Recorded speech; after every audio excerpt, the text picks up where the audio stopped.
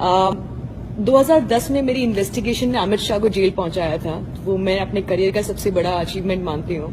भले ही अमित शाह आज कंट्री के रूलिंग प्रेसिडेंट हैं, रूलिंग पार्टी के प्रेसिडेंट हैं, लेकिन मेरे लिए उनको जेल पहुंचाना is one of the biggest achievements of my career so far. तो उसके बाद उनके जेल जाने के बाद मुझे लगा कि ऐसी बहुत सारी चीजें हैं अबाउट गुजरात जिनको लोगों के लिए जानना बहुत जरूरी है, बिकॉज एक मिथ मेकिंग बन गई थी कि मोदी को क्लीन चिट मिल गई है। और मेरा ये हमेशा से कहना है कि मोदी को क्लीन चिट वाली जो मिथ मेकिंग है उसको खत्म होना चाहिए, बिकॉज वो कभी एक्यूज नहीं थे केस में। तो इसीलिए मैंने ये डिसाइड किया कि मुझे अंडर कवर जाना चाहिए। तहलका की मुझे पूरा सपोर्ट था। तो मैंने 26 साल की थी मेरी उम्र उस वक्त, और तो उस वक्त मेरी एक दोस्त रहती थी लॉस एंजलिस में, वहां की फिल्म इंस्टीट्यूट कंजर्वेटरी में काम करती थी वो।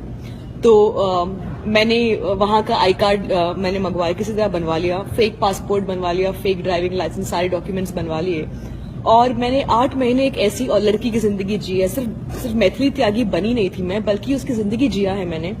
क्योंकि जब आप अंडर कवर होते हैं तो आपको उस इंसान की you can not betray any element जो आप नहीं है उसके। लोग जिनसे मैं डील करी थी, जिनके साथ, वो ब्यूरोक्रेट्स थे, होम सेक्रेटरी थे, आखिर इंसान जिनका मैंने स्टिंग ऑपरेशन किया वो थे मोदी, आखिरी बार। और तभी तहलका ने मुझे वापस बुला लिया। तो जिस दिन मैंने मोदी का स्टिंग ऑपरेशन करने गई थी, उन्होंने मुझे बताया कि वो विवेकानंदा की किताबें दिखाई मुझे और ओबामा की किताबें दिखाई, और कहा कि किसी दिन वो ओबामा की तरह बनना चाहते हैं। तो ये सब हुई, और उसी दिन तहलका ने मुझे वापस बुलाया ये बताने के लिए कि इन्वेस्टिगेशन नहीं होगा, खत्म हो जाएगा। बिकॉज उनको भी लग रहा था कि हमने शुरू किया था एक छोटे लेवल पे, जहां मैं छोटे ऑफिसर से बात करने गई, फिर मैं कमिश्नर तक पहुंच गई, फिर होम सेक्रेटरी तक पहुंच गई, फिर अमित शाह तक पहुंच गई, और फिर मोदी तक जब मैं पहुंची तो इनको अंदाजा हुआ कि मैं बहुत ज्यादा घुस चुकी हूँ इस इन्वेस्टिगेशन में। और शायद तहलका को एक बार बंद किया जा चुका था जब बंगारू लक्ष्मण पर उन्होंने स्टिंग ऑपरेशन किया, तो उनको लगा था एक बार फिर ऐसी कुछ होगा। मोदी पावर में आ रहे थे, तो उन्होंने डिसाइड किया कि ऑपरेशन को जो है अबॉर्ट कर देंगे। लेकिन उस वक्त तक मुझे बहुत कुछ मिल चुका था। मैंने गुजरात के होम सेक्रेटरी का स्टिंग किया था, commissioner of police, intelligence chief, deputy general of police, जो टॉप ऑफिसर्स हैं गुजरात के, उन सबका स्टिंग ऑपरेशन किया। मेरी बॉडी पे at any given point of time 6 camera होते थे, जिनको मैंने डिवाइस करवाया था। मेरे कुर्ते में, मेरी डायरी में, मेरे पेन में, मेरी वॉच में, हर जगह एक वॉच होता है, एक कैमरा होता था, जिसको मैंने 8 महीने तक मैंने एकदम सिस्टम में एंट्रेंच हो गई थी मैं, मतलब मैं उन्हीं के सिस्टम का हिस्सा बन गई थी। मुसलमानों की बुराई करना, माइनॉरिटीज की बुराई करना, आरएसएस की तारीफ करना, आरएसएस की आइडियोलॉजी की तारीफ करना, उस आइडियोलॉजी को अपनी लाइफ में रिफ्लेक्ट करना। और बहुत सक्सेसफुली मैंने ये इन्वेस्टिगेशन किया, क्योंकि उसमें पहली बार ऑफिसर्स जो हैं तारीफ कर रहे हैं कि जो उन्होंने किया 2002 में, अपनी बहादुरी की तारीफ करें, कैसे उन्होंने मुसलमानों को मरने दिया, कैसे जब एहसान जाफरी को मारा जा रहा तो उनको अच्छा लगा, और उन्होंने कि एहसान जाफरी को जब उन्हें उसी से कोई दिक्कत नहीं थी। कमिश्नर ऑफ पुलिस मुझसे कहते हैं कि मुसलमानों ने 2 बार मारा, हमने 1 बार मारा, बहुत हमारी जो छाती है वो चौड़ी हो गई। हरेन पंड्या मर्डर में जो इन्वेस्टिगेटिंग ऑफिसर है, हरेन पंड्या बहुत बड़े राइवल थे मोदी के, उनका अचानक मॉर्निंग वॉक पे गया और उनको मार डाला गया। इल्जाम ये लगा था कि मुसलमान बच्चों ने मारा है उनको, लेकिन बाद में जो इन्वेस्टिगेटिंग ऑफिसर ने बताया कि उनका मर्डर जो है मोदी और अडवाणी ने की कंप्लिसिटी की वजह से हुआ था, वो इन सब का इन्वॉल्वमेंट था।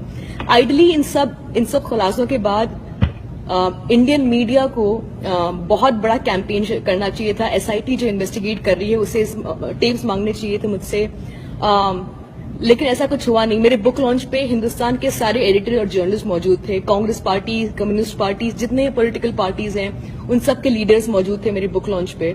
लेकिन अगले दिन एकदम सन्नाटा था, किसी ने कुछ नहीं कहा, क्योंकि मोदी पावर में आ चुके थे। और लेकिन मुझे ये डर था कि मेरी किताब आने के बाद शायद मोदी गवर्नमेंट एक इंजंक्शन लाएगी किताब पे, किताब को डिस्ट्रीब्यूट नहीं होने देगी।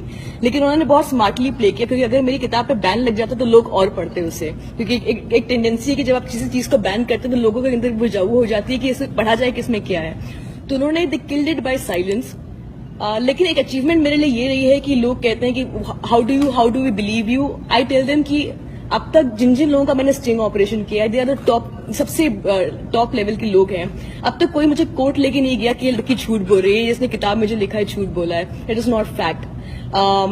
इंडियन एक्सप्रेस ने, इंडिया में इंडियन एक्सप्रेस अखबार ने कुछ लोगों को अप्रोच किया जिनका मैंने स्टिंग ऑपरेशन किया, उन्होंने कहा हाँ हम मैथिली त्यागी के नाम की लड़की से मिले हैं, किसी ने कुछ डिनाई नहीं किया अब तक, विच मीन्स कि nobody can doubt the authenticity.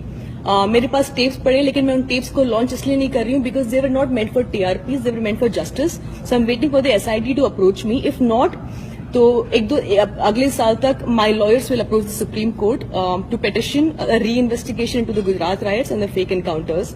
अखबार हैं जो हिंदुस्तान के अखबार, बिजनेस स्टैंडर्ड वगैरह, उन्होंने कहा है कि this is India's Watergate moment. जब वाटरगेट स्कैंडल हुआ तो निक्सन ने रिजाइन किया था, तो बिजनेस स्टैंडर्ड ने लिखा है कि this is that moment for India when Modi should resign. इस साल नवंबर में जोहानिसबर्ग में एक अवार्ड सेरेमनी हो रही है ग्लोबल इन्वेस्टिगेटिव जर्नलिज्म नेटवर्क, जिन्होंने पनामा पेपर्स रिलीज किया था पूरे वर्ल्ड में। It is the biggest investigative journalism body in the world and they are awarding Gujarat files as the top book of the year. For me that is a big achievement कि it's the final, it's basically accepting and acknowledging that it is one of the biggest journalism investigative journalism books. Hindustan के सारे editors ने मुझे phone किया बताने के लिए कि इस खबर के बाद मोदी को आइडियली स्टेप डाउन कर देना चाहिए, लेकिन उनके हाथ बंधे हुए हैं, वो कुछ नहीं कर सकते हैं। हिंदुस्तान के सबसे बड़े एडिटर्स जो मेरे दोस्त हैं, सब मुझे फोन करके शाबाशी दे रहे हैं, लेकिन इनमें से किसी की हिम्मत नहीं है कि ओपनली कुछ बोले। हालांकि एक सपोर्ट मेरे लिए जो रहा है, सबसे बड़ा सपोर्ट रहा है, वो रीजनल मीडिया का।